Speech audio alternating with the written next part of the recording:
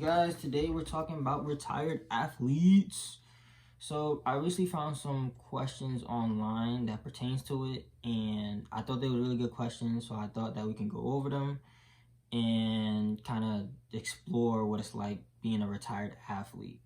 I also divided the questions into stages of process. That's what I'm calling it, 5 stages of process. And that's kind of what we're going to get into. The 5 stages are grief, self-discovery, financial focus, exploration, and new character build. So we're going to start with grief, and we're going to take it one question at a time. So for each question, you can always add and take away from each stage. But for the questions, I'm going to give my own interpretation on how it affected me, and kind of just explain the question a little bit as well, and kind of give an insight on how retired athletes go, what they go through. Yeah. First stage, grief stage. I think this is always the first stage because, like, once you retire, it's like, damn, like, this is over.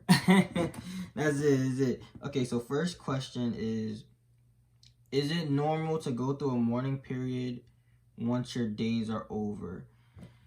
I wouldn't say it's a mourning period, but it's kind of like a gray area you go through for a little bit. Once your days are over, it's normal though. It is normal. I just think it's not really much of mourning, just more of like, damn, I'm really not, because I do track, so that's what my sport is. I know this applies to any sport, but damn, like, I'm not running no more. Like, that's just, you gotta kind of face that reality a little bit, and I think that's normal, but it is something that you're gonna go through in the grief stage. The next question is, am I a failure? I think this one hits hard because, like, you're done, and you kind of go through that process like, damn, like, did I, like, fail at becoming a pro or whatever? Like, those are the kind of thoughts you kind of go through, like, how far you could have really gone in your sport. Take it with a grain of salt, though, because you're not a failure. And then I think this one hits the most. Where do I fit in, and am I no longer important? This is definitely one that you're going to digest a lot.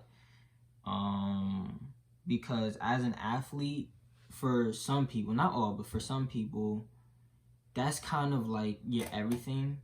Your friends, your family, all your support is geared towards that one sport that you do.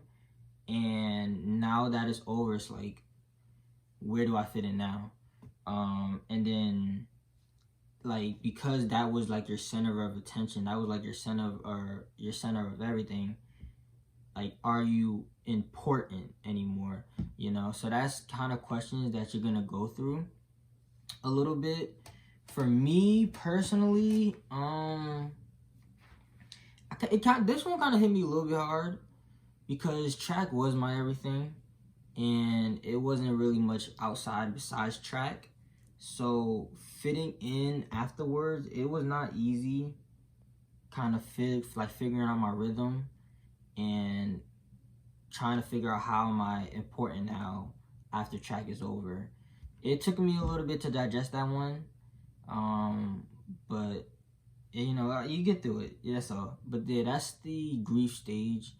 You can always add more questions to it, but those are some of the questions that, you know, I just be thinking about. And it's not an easy process after you retire, especially like as soon as you retire. So that grief stage is gonna hit in different wavelengths. But yeah. Stage 2, self-discovery. So you're gonna be spend a couple months on grief, but depending on how you exited the sport, you won't spend too much time on it. Self-discovery though, I feel like it's probably the shortest stage. I think it like I said, it really depends on who you are, but for me, this was kind of a short stage for me personally. But here's 2 questions that I found that pertains to it. Who am I now that I'm not playing? So this kind of ties into where do I fit in, but this is more so of not from a bad view, more of a like okay, this is done. Now who am I? And that kind of, for me personally, that took a minute to figure out who I am. But it also helped me kind of want to explore talents that I never had before. It wanted me to, like, I was curious of, you know, what can I do now? What am I good at? Stuff like that. And so that's kind of self-discovery. It's more of like finding your purpose, which is the second question. What's my purpose now? Kind of like finding your purpose, finding out where you fit in. This is your really a good chance to like kind of find out who you are internally, especially before you proceed through with life. Because once you finish athletics, it's really different. You know, depending, like I said, depending on who you are, it really can become very different. So that's self-discovery. Stage 3.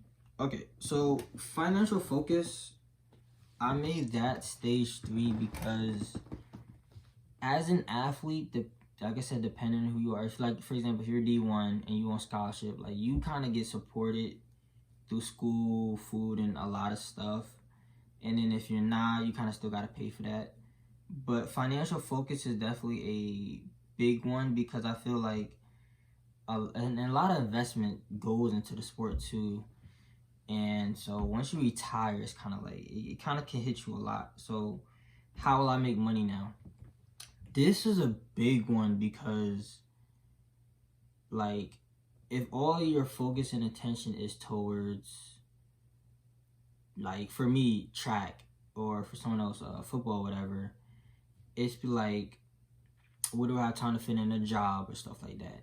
Especially if the scholarship's paying for you, like, how are you going to make money now if you don't have the experience to do a lot of jobs? So that kind of hits hard after you finish your sport. And it's like, now that you're retired, you got to kind of figure out how you're going to get that source of income.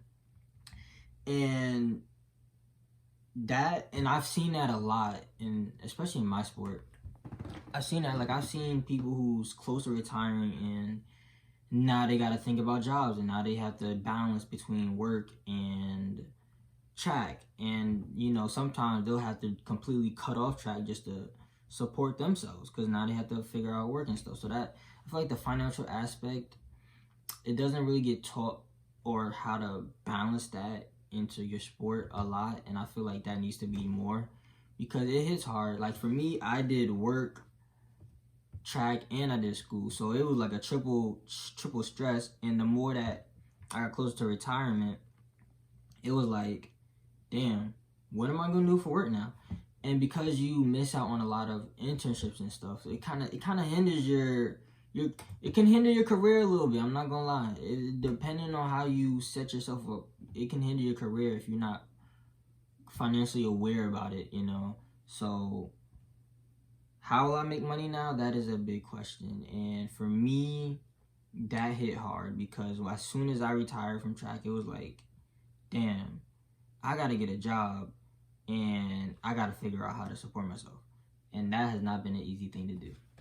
The second question for this is, what can I do to structure my finances? So I guess this is, I mean, it's a little question, but like I said, like, how do you structure your finances now? Like, how do you save? How do you invest? How do you figure out rent? How do you figure out, you know, bills and all of that? Like, once you're, especially the more devoted you are to your sport, the harder it is to focus on a lot of other stuff. Like, a lot of other stuff that you miss out on teaching and you kind of miss out on until you retire. And it kind of hits you all at once, you know, like, because once you retire, it's around the same time you graduate, at least for college students. Like, depending if you retire halfway through college, you might see it, but if you retire right after college and whatnot, it's kind of like you got to figure out all of this financial information, and you don't really got a lot of time to figure it out as well. So how do I structure my finances, or what can I do to structure it? What I did was I kind of just went with the flow. I'm not gonna lie. It was kind of just making sure I don't overspend, kind of just having different accounts for different things. I'm lucky enough to where I always had the financial background in the back of my head. Like, I've always taught myself that, and that kind of saved me a little bit. But I know for other people, it's like, if they're used to a lifestyle where financial support, especially if financial support wasn't always geared from you personally, but like your support system, because I know I see that a lot in sports. It's usually the support system that kind of helps a lot with finances. So it kind of becomes an individual thing, and that's something you got to figure out. Yeah. Okay, stage 4, I think we're on. This is I consider this the longest stage you're gonna be at, and this is the exploration stage. The only difference from this and the self-discovery is the exploration is more so of outside, like external. Self-discovery is more internal. So for exploration, it's probably gonna be the most fun, I think, part of the stage process thing when it comes to retired athletes. So let's get into it. Okay, question number 1. What's next and what steps should I take? This is a valid question. What's next for you? You just retired and now you're out in the adult world. What do you do now? that is such a valid question. Of course, now most people, they just go right into their careers, whatever.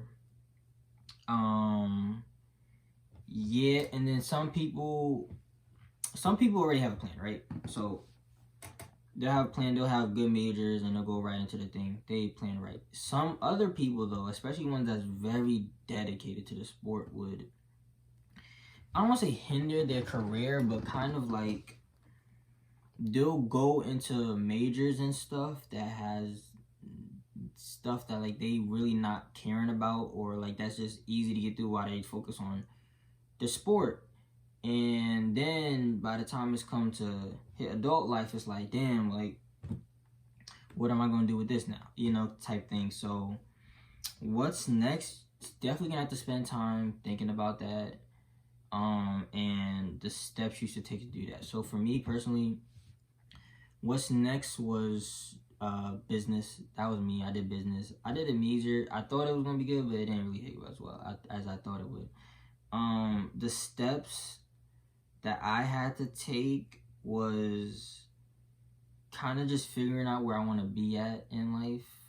I know that hits kind of deep, but kind of figure out where you want to be at in life in about like 5 years or so, and how I'm gonna get there, stuff like that. So that was what I did. What else am I good at? This is a good one for exploration.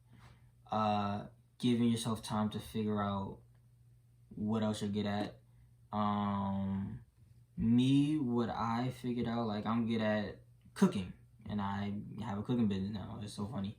I'm good at, you know, doing music reviews and other stuff, and you just kind of start figuring out what else you're good at, and you just start doing that, and that's gonna be like your newfound passion and stuff, you know. So figuring out where you're good at is a good question to have for exploration.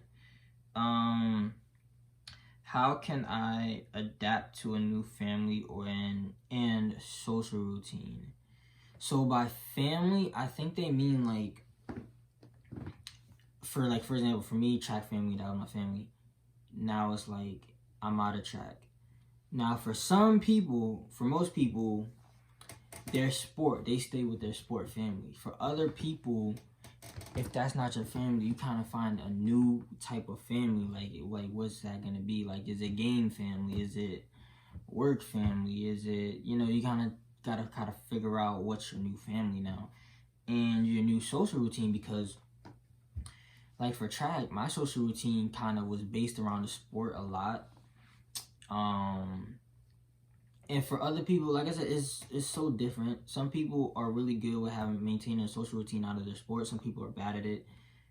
For me, I was kind of like, I mean, I'm a popular loner, so I'm good either way. But for me, it was like a lot of the social routine was based around the track family, and so that was kind of how I did it. and now it's like you gotta kind of find a new type of social routine that kind of fits with your schedule and what you want to do in life. Kind of gotta explore more, see the more of outside the world, outside of your sport a little bit. So it's kind of a tough thing to do, depending on who you are, but it's definitely something to explore. How do I take care of my health and fitness now? It's a valid question. What I did was I did a lot of mobility. Yeah, a lot of mobility, I did boxing too. That's really helped me maintain my fitness a lot. Boxing, mobility, calisthenics, like stuff like that helped me maintain my fitness. I definitely have not ran since I retired. I'm not gonna lie. Yeah, so that's something you gotta think about. Trying to find something to maintain your health and fitness. I think that's crucial. My advice would be to find something like a martial arts or a class, stuff like that. I have got some friends right now that's doing like different classes, like Pilates and stuff like that. And it's more fun, it's more interactive, and it helps you stay in that fitness realm. Because once you like devote yourself to a sport, fitness kind of becomes like a priority throughout life. So, finding ways to stay engaged in that is very crucial. Will I ever find something else that I'm as passionate about? Ooh, that is a good one.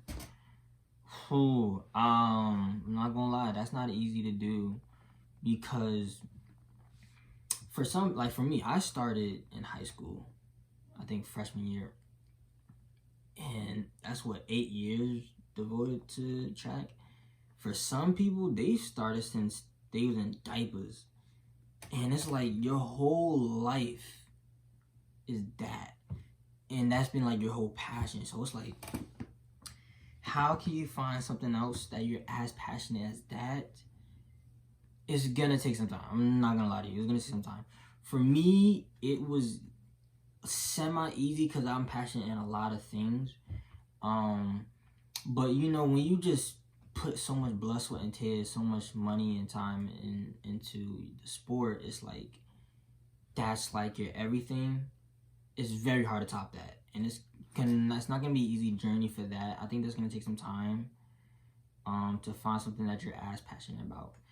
I have found stuff I am passionate about, like cooking. Food, I'm always passionate in food, and I've definitely been devoting more time to it. And I'm still trying to find stuff that I'm as passionate as I was in track. It's not an easy road for that, but it's definitely something to explore. Next question. How should I structure my free time now that I don't have a specific schedule? This is good. So once I retired, mind you, because as soon as I retired, I got into like a 40-hour work schedule, a crazy schedule, and I still felt like I had time, so much free time on my hands, even with a 48-hour work schedule. Because when I was in track, it was track, school, and work. So when you do just being a student athlete alone, you're gonna fill up so much time. And then you add on work to that as well. It's like, wow, you have a full schedule. And then so once you retire, it's like, I have free time. You're gonna have to figure out what to do with a lot of that free time. I'm not gonna lie to you. Especially if you was in everything, especially if you was in clubs as well too. You're gonna have so much free time on your hands, you don't know what to do with it. I still have a lot of free time on my hands, I don't know what to do with. So definitely, you're gonna have to figure out how to structure that. What I try to do is I try to kind of fill in the blanks, like have a morning routine, just fill in stuff that I could do with it, because if you don't, you're gonna get lost in the sauce, you're gonna get real lazy and kind of distracted by a lot of outside stuff. So definitely find time to make up time to fill in your free time, something like that. You know what I mean. But you can have free time, schedule it, come up with a plan, and that's for you to explore. Where else can I find an outlet for my stress, and how can something bring so where can I find an outlet for my stress? So for me, it was, I'm still kind of figuring that out though, but for me it was like boxing has helped a lot with stress. Yoga has helped a lot with stress. You kind of got to keep yourself busy, I'm not gonna lie. But it's definitely, it's a little bit hitter if your sport was the way you released a lot of your stress. So it's something that you're gonna have to spend a lot of time on with the exploration. And you know, something that I'm not gonna lie, like track was my stress reliever, but it also brought stress at the same time. I don't know what that's about, like how stress can be your outlet, but also brings you stress at the same time. So that was track for me. So, and another thing that also relieves my stress is cooking. I know I'm saying cooking a lot, but it really does. And I guess if you're a chef, you realize this, like, it also brings you stress, but it's an outlet for stress. I can't explain it. It was like that for track, and it was like that for cooking. I can't explain that, but that's kind of how I dealt with a lot of stress, and that's how I figure out my outlet. Yeah. Last question is, where will I find a support system now that trainers, coaches, and teammates and others aren't there? So support systems is definitely something to think about. I've always had a very solid support system all around the board. But now that like track is not there, it's a little bit different because the support system was based around a goal, and that was track mainly. So now that that goal or that mission is gone, it's like you kind of have to figure out something else to kind of build that support system around now, and that's the difficult part. I'm still figuring that out myself, so I can't get too much on that. But it is something you're gonna think about. I know in sports, a lot of people have very big support systems when they come into the sport. I know people have built relationships with trainers and coaches and stuff, even as far as back from high school and whatnot. You know, all those support systems. So when you kind of leave the sport, my advice would be is just stay in contact. I think that's the best thing you could do. If that's been your all-around support system, if you don't have any outside of the sport, stay in contact with those people. I feel like that's the best thing you do, like mentally, because it can get rough out in adult life, and you still gonna need that advice. So definitely reach out to them folks all the time. Like I said, I always had a strong support system all around, but I also am a kind of in my own head type of guy. Very much, I don't want to say loner, but just kind of like I'm gonna figure out a way type thing. So, support systems, think about it, yeah.